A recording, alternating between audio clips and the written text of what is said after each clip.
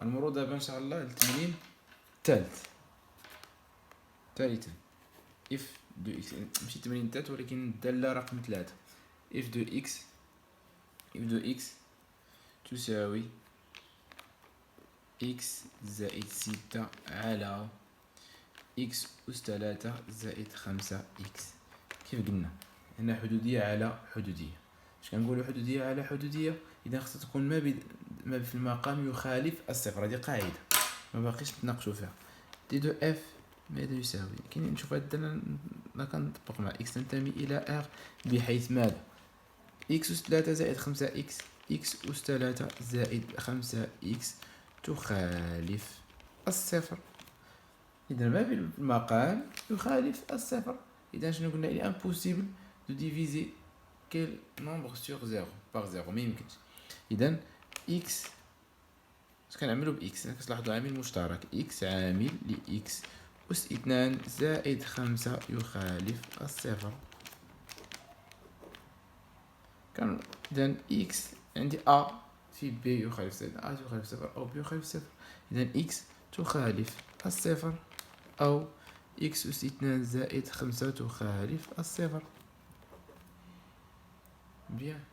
من بعد صافي حنا لقينا إكس تخالف صفر، حنا لقينا واحد العدد تخالفو الدالة، غتبقى لي إكس أس 2 زائد 5 تخالف صفر. نكمل معها عادي بحال شكل المعادلة، إكس أس 2 تخالف ناقص 5. اش كتلاحظوا هنايا؟ أن إكس أس 2 ديما بوزيتيف وهنا عدد نيجاتيف. إذا إكس أس 2 تخالف ناقص 5، إذا كيل كو سوا إكس أبارتيان آر راه إكس أس 2 تخالف ناقص 5. إذا هذه العبارة صحيحة، هذه العبارة صحيحة سي إكس تنتمي إلى آر. إذا ما عندي فيها حتى شي مشكل. إذا مهما يكون إكس ينتمي إلى آر، مهما يكون إكس ينتمي إلى آر، ديما إكس أس 2 تخالف ناقص 5. عطيو أي قيمة إكس، عطونا ناقص 4، ناقص 4 أس 2 هي 16، 16 ديما تتخالف ناقص 5. يعني أي عدد كيف ما عطيناه غادي نلقاو ناقص 5. إذا مجموعة التعريف إذا هذه بوحدها كتحكم عليها هي آر. فوالا. إذا بقى عندي مشكل في إكس تخالف صفر. إذا دي دو إف تساوي ماذا؟ مجموعة R محرومة من الصفر. وديما كنكتبها لكم على شكل مجالات. R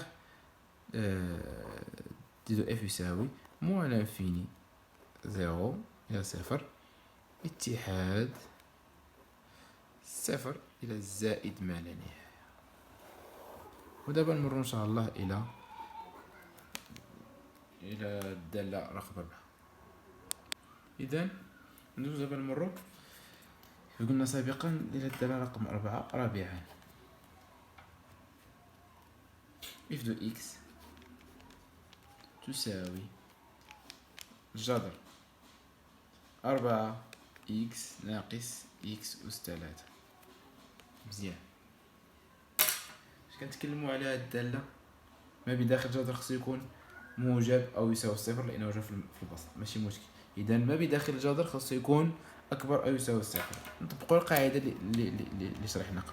دي دو اف إكس تنتمي إلى آر بحيث ماذا؟ أن 4 إكس ناقص إكس أس 3 أكبر أو يساوي الصفر. اش كتلاحظوا معايا هنا؟ كاين عامل مشترك هو إكس، كنعملو إكس. إكس عامل لماذا؟ 4 ناقص إكس أس 2 أكبر أو يساوي الصفر. مزيان. اش كنهضروا على هاد الحالة هادي؟ غنمشيو نطبقوها. قبل ما نطبقوا هاد الحالة عندي إكس عامل 4 ما هي 4 هي 2 أس 2 ناقص إكس أس 2 أكبر أو يساوي الصفر. مزيان.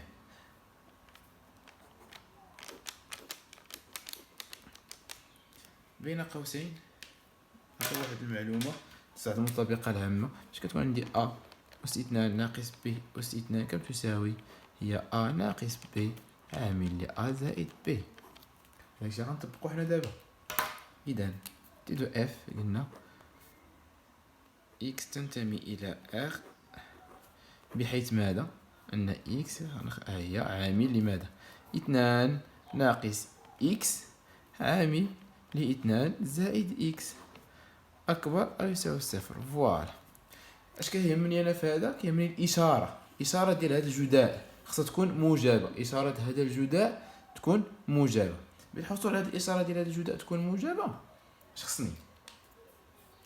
جدول الإشارة. خصني جدول الاشاره. كنقوموا برسم جدول الاشاره. كنهضر معايا المسطره خليتها في قاعه. غنخدم مسطره بيديه. فوالا.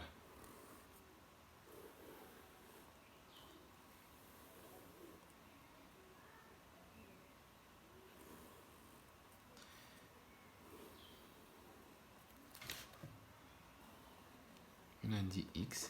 مزيان. نبداو باكس هي الاولى.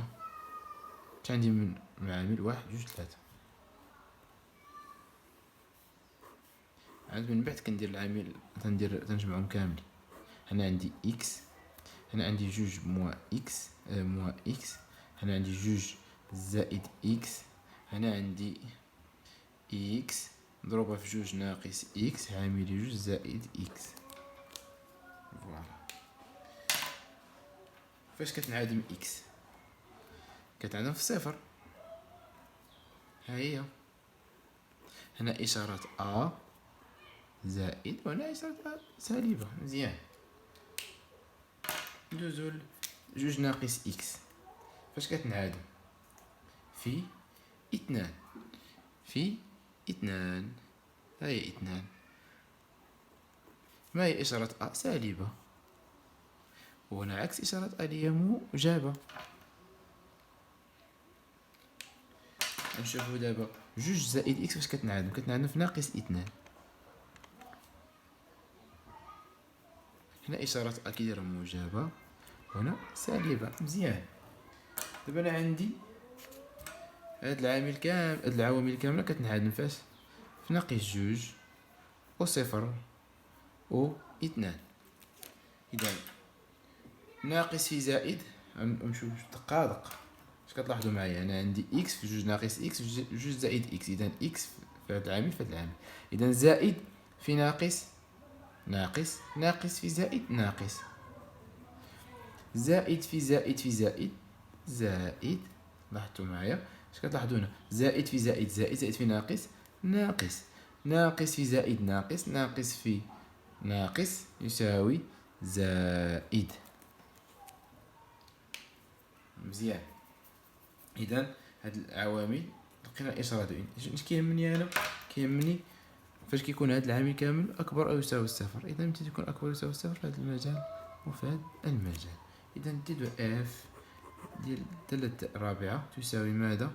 من ناقص ما لا نهايه الى ناقص 2. انا او تساوي غنديروها بيان سور داخله اتحاد صفر الى 2. هنا نكون تمكنا من تحديد مجموعة التعريف ديال الدالة الرابعة.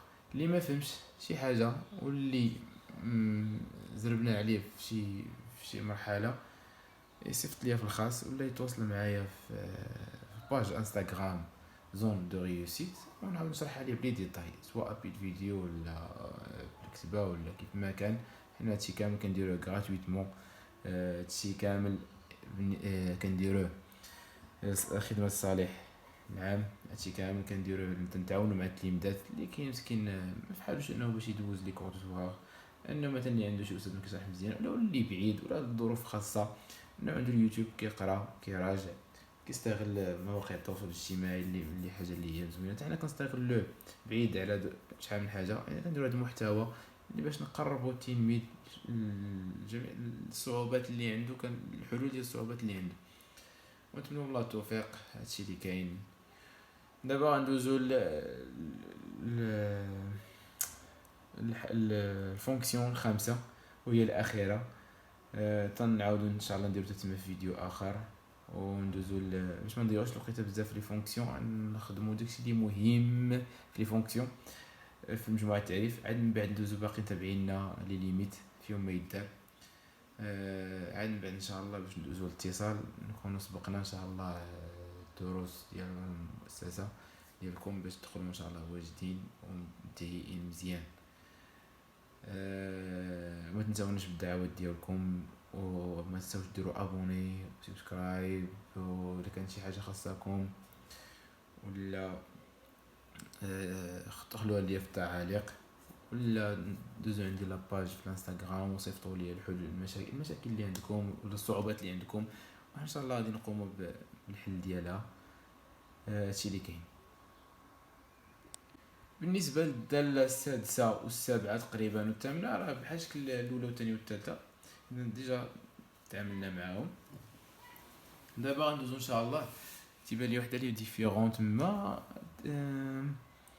هي التاسعه، واخا صوبنا ولكن نعاودو نصوبوها ماشي مشكل. يلا الداله التاسعه تندوز ديريكت متسعه. اف دو اكس تساوي ماذا؟ واحد على جذر 2 إكس ناقص إكس أس 3. باش نحدد مجموعة التعريف، تي دو اف تساوي كيك سوا اكس ابارتيان ار، بحيث اشنو قلنا؟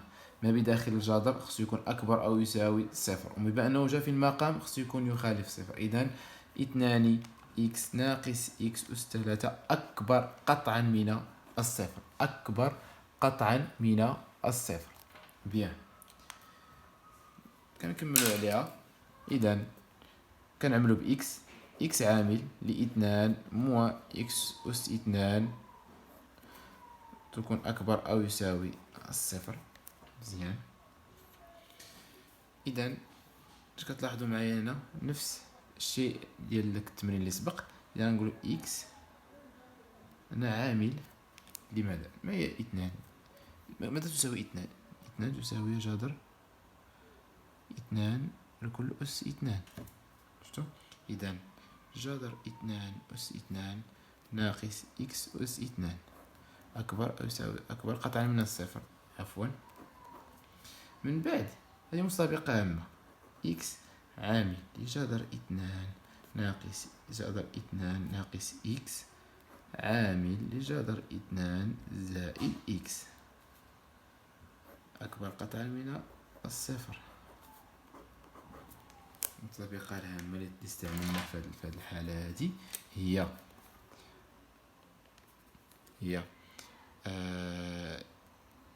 أ أس 2 ناقص بي أس 2 اللي كتساوي أ ناقص بي عامل ل أ زائد بي.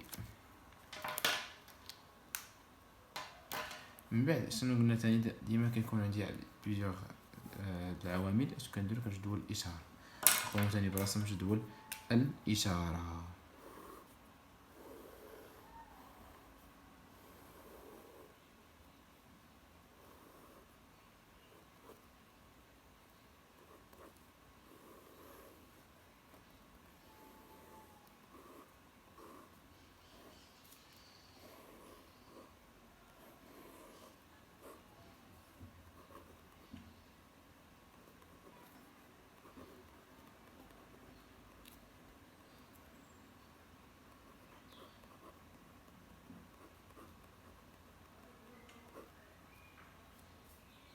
إذا كتنعدم إكس في الصفر ديما.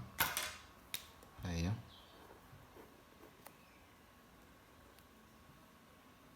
دوزو جذر 2 ناقص إكس كتنعدم في جذر 2.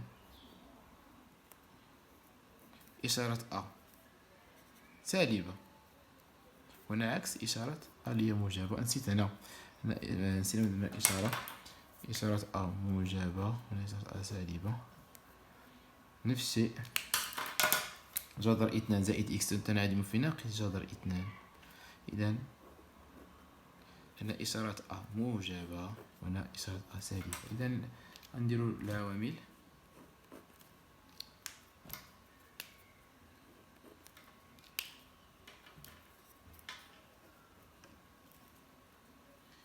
إذا زائد في ناقص في زائد ناقص، زائد في زائد في زائد زائد، ناقص في زائد في زائد ناقص، ناقص في زائد ناقص، ناقص في ناقص زائد. اللي كيهمني أنا قلنا أكبر قطعا من الصفر. اللي أكبر قطعا من الصفر هما هادو. إذا مجموعة التعريف، كنعتذر على الديرونجمون ديال الدفتر، كنحرك فيه بزاف.